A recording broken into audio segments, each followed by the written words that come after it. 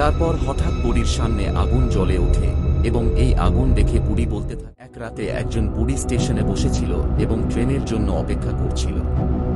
ট্রেনের জন্য অপেক্ষা করতে করতে সে মনে মনে বলতে থাকে, আজ এই নির্জন স্টেশনটা এত ভয়ঙ্কর লাগছে কেন জানি না। এই কথা ভাবতে ভাবতে দূর থেকে ট্রেনের আওয়াজ শোনা যায়।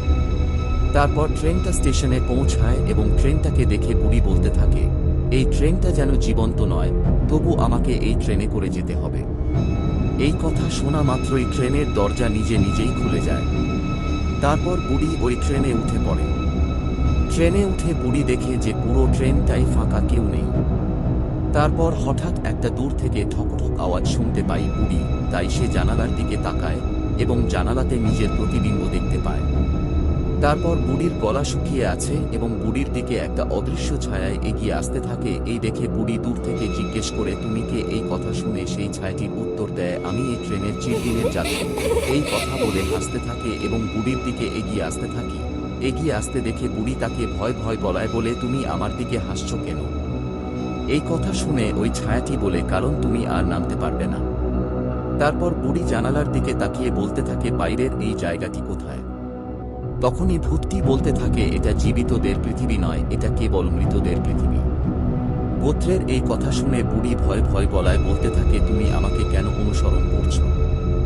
আর বুড়ির এই কথা শুনে ভুলটি বলতে থাকে, কারণ তুমি আমাকে ভুলে যে গেছো। তারপর হঠাৎ বুড়ির সামনে আগুন জ্বলে ওঠে এবং এই আগুন দেখে বুড়ি বলতে থাকে এবং চিৎকার করতে থাকে, এই আগুন আমি আগেও দেখেছি। ভূতটি এই কথা শুনে বলতে থাকে, হ্যাঁ, সেই দিনই সব শেষ হয়েছিল। ভূতের এই কথা শুনে বুড়ি কিছু সময়ের জন্য স্তম্ভিত হয়ে যায় এবং বলতে থাকে, হ্যাঁ হ্যাঁ, এটা তো আমার মুখ। তারপর ভূতটি বলতে থাকে, হ্যাঁ, আমি তোমার অতীত, তুমি সেদিনই এই ট্রেনে মারা গিয়েছিলে। হঠাৎ ট্রেনটি বন্ধ হয়ে যায় এবং দরজা খুলে যায় এবং ভূতটি বলতে থাকে, নেমে এসো, তোমার যাত্রা শেষ। এই কথা শুনে বুড়ি বলতে থাকে, আমি কি আর ফিরে যেতে পারবো না? তখন ভূতটি বলে, মৃতরা কখনো ফিরে যায় না। তারপর বুড়ি বলতে থাকে, আমি কেন ঠান্ডা হয়ে যাচ্ছি? তখন ভূতটি বলে, এটাই তোমার মুক্তি। এবং ট্রেনটি আবার চলতে শুরু করে আর দুই আত্মা একসঙ্গে বলতে থাকে, এই যাত্রা অনন্ত।